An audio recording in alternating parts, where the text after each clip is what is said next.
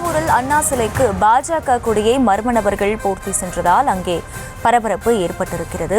அண்மை செய்தியை பார்த்து வருகிறோம். கூடுதல் விவரங்களை செய்தியாளர் ராஜ்குமார் வழங்க கேட்கலாம். ராஜ்குமார், வணக்கம். முழு விவரங்கள். வணக்கம் அகிலா.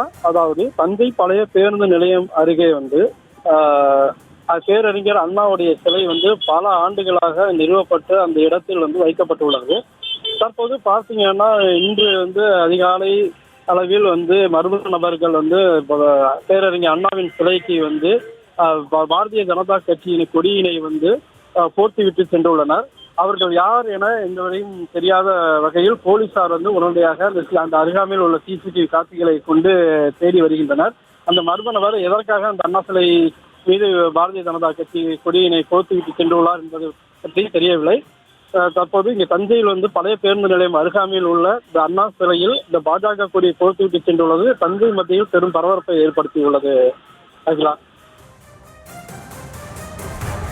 விவரங்களுக்கு நன்றி ராஜ்குமார்.